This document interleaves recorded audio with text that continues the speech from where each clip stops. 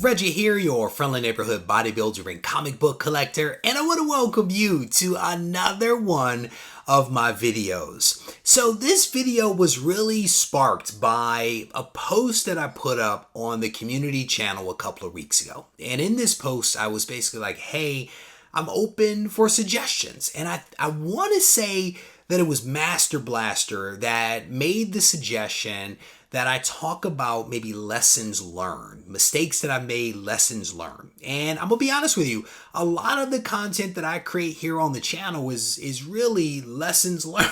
They are mistakes that I made or epiphanies that I've had. But with that said, I decided that I was going to attempt to do a video talking about lessons learned. Like if I only knew back then what I know now kind of stuff. And what I will tell you is that as you listen to this recording, there are going to be some contradictions. There are going to be some contradictions because so much of what I would do differently would depend upon the situation, right? And so as you listen to this, in one situation, I would go left. In another situation, I would go right. And you might be like, well, how can you go left and right? It depends on the situation. So there will potentially be some contradictions here. So I don't need anybody calling me out. I am signaling ahead of time that I might contradict myself. So let me off the hook. All right. So one of the very first things that I will say is that I don't know if it's a lesson learned so much as something that I've done that I would not change. And what I would not change is the fact that I have fun with this hobby. Doing the videos, collecting comics, hunting comics, to me, it is all fun. And I think many of you can tell that I am always having fun, whether I'm doing these videos, talking to myself, kind of, sort of, talking to you later, but talking to myself right now. But then also when I'm in the live streams, I have fun with comics. I have an A-type personality, which means that I am hard charging. And because of that, this hobby for me has to be fun. I need an outlet, right? And so this is how I choose to do it. Now, if we were doing something business related, my personality might be a little different, maybe a little more aggressive. But when it comes to this hobby of comics, I have fun. And yes, there is money involved, but I'm still trying to have some fun. And that's something that I would not change. And that is definitely something that I would encourage all of you to keep in mind, that it's a hobby. Some of you do it for business. That's a little different. Most of us do it as a hobby, and we should continue to enjoy it. So if you miss out on a book or if you make a mistake, who cares? Have some fun. The next thing that I would probably do differently is to be a little more patient. And you've seen the videos that I've created on the channel about FOMO. And again, that is because it comes from my own experience. Because I do have a bias for action, I'm not necessarily a patient person.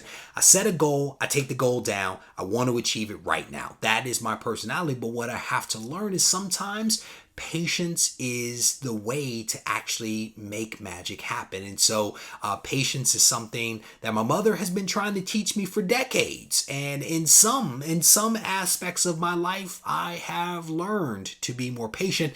And I would definitely say to all of you out there that patience is definitely a virtue. But with that said, having a bias for action and getting the book that you want is also really important. Like I said, contradictions, it's par for the course in this video. Another lesson that I've learned is to not be cheap. And I have a real problem with this. There are aspects of my life when I am not cheap, and there are some aspects when I am really cheap. And sometimes that has got me into trouble. Like I remember I drove to see a guy in Sacramento. It was maybe an hour and a half drive to get up there with traffic. I went through his collection. I identified lots of books that I wanted. I purchased some of the books. There were still other books that I wanted, but I felt like I had spent enough money. So I walked away. I got home after another hour and a half or 2 hours in the car, started talking to my wife, showing her the books, telling her, yeah, I should have gotten this book, that book. She looked at me, she was like, why didn't you? And I was like, I probably should have. So I immediately emailed the guy and was like, hey, all these other books, I want to buy those books too. What's the price? And it's just a thing of I can be cheap. And because I can be cheap, I sometimes don't buy things that maybe I should buy, whether you're talking about some books after driving a couple of hours, or if you're talking about my Amazing Spider-Man 129 that I have at a certain grade that if I wasn't being cheap, I probably could have gotten a much better grade, but I felt like it was too much money. And so I did not buy it. And now I kind of regret it, right? I kind of regret it every time I look at the book. I'm like, I should have spent a couple of more books. Now, some of you may say, Reggie, isn't that a contradiction, especially with everything that you've been talking about with Ultimate Fallout #4? Yes and no, because in that situation, that is more red ocean where that book does not make sense to me. That is a little different than what we're talking about here. The next thing is to not be fearful of making mistakes. And there's this concept of analysis paralysis. And it's this idea that you analyze the information and the data so much that you never actually make a decision, right? And so I think that people can get caught up in that. For me, my fear of making a mistake, and I have this fear in several different ways, but we're only going to talk about some of it, is that I never really wanted to sell a book and then realize that that book was actually worth something. And because of that, I never sold books. Right? And because I never sold books, I never really learned how to make the hobby work for me until I was, a year, 2 years in the game. And that's neither a good thing nor a bad thing, right? And it was a good thing because during that time, I was getting my knowledge base up. I was immersing myself in the hobby. I was learning about the different characters and about all of the language and the terminology that had changed in the 15 years or whatever that I was actually out of comics. So it was maybe a good thing, but at the same time, had I not necessarily had that fear, I potentially would have sold some books and brought in some money that I could have used to buy other books, right? In other words, I could have made the hobby work for me sooner had I not had the fear of making a mistake. And again, making mistakes aren't necessarily bad, especially if you learn from those mistakes. But again, we're talking about regrets and or things that I would potentially change or whatever. However you want to look at it, lessons learned, maybe that's how we'll characterize this one.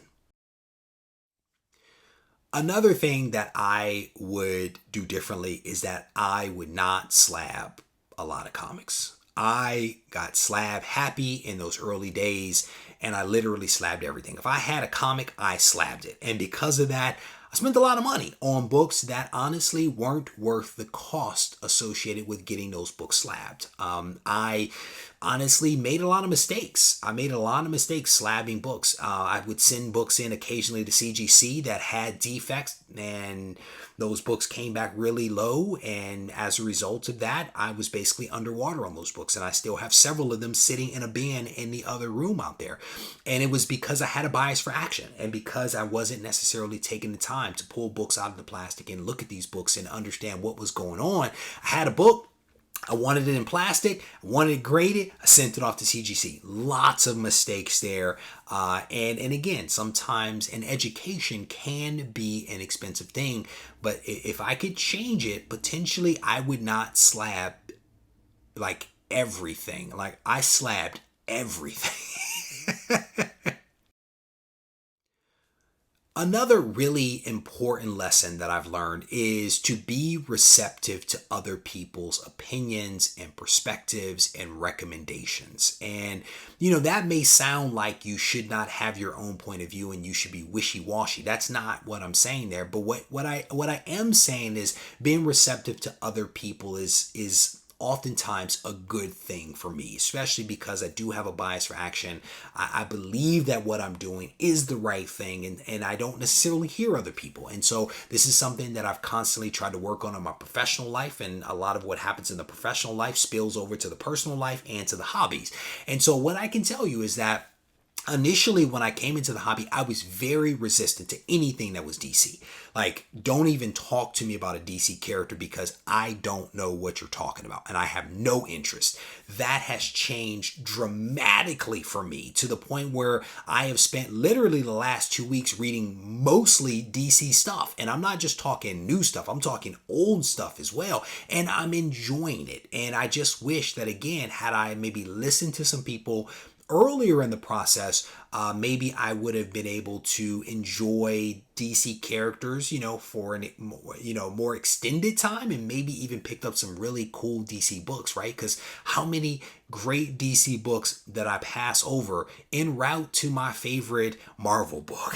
How many did I not even pay attention to in the bin while I was out hunting because I was so focused on Marvel? And again, this isn't to say that you should not have preferences. It is not to say that you should not have focus. It is not to say that you should not have goals that are very specific. It is simply to say that sometimes being a little more open to other people isn't necessarily a bad thing. The next thing is, I think I've learned to embrace emotion, right? Because emotion in this hobby can be both good and bad. And even when it's bad, there are lessons that you can learn from it, right? And so if you're talking about like the emotions of like joy and fear and jealousy and all of these emotions, these are the emotions that make us the people that we are. And so like for me, I want to be joyous about this hobby. I want to be joyful about the camaraderie that I feel when I interact with other members of the comic book community.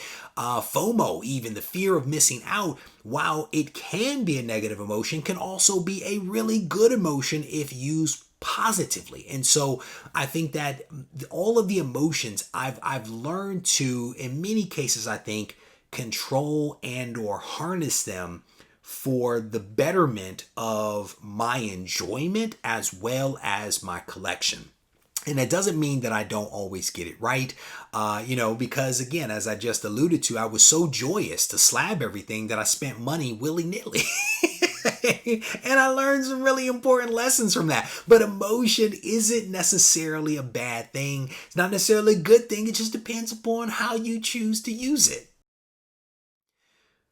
The very last thing that I'm going to talk about in this video is like lessons learned is that I would have used painter's tape a whole lot sooner had I known about it, right? The Scotch tape that I was using, I damaged so many books. I remember I was in a comic shop once and I took the book out of the plastic and I was looking at the book and very carefully looking at the book, and then I set the book down. I set the book down on top of the flap where the tape sticky side was up. It was a nice, amazing Spider-Man book. I laid it right on. So it was like in that moment that I realized that Scotch tape was not for me and I needed to make a transition over to painter's tape. I made the transition by and large 100%, and I will never go back to use Scotch tape, always painter's tape. Anyway, I hope that you guys enjoyed this video. It was a fun little video, I think, of lessons that I've learned. I could probably do several more videos of this, talking about all the mistakes and lessons, mistakes that I've made and lessons that I've learned as a result of that. But maybe we'll see whether we do this again. But I want to thank you for taking the time to watch this video. I hope that you enjoyed it. If you did, I want to encourage you to hit the thumbs up button, leave a comment behind so we can mix it up in the comment section. If you need to reach out to me, you can do that on Instagram at Regie Collects. And if you want to send an email, you can do that as well. And that email address is reggie@regiecollects.com. Take care.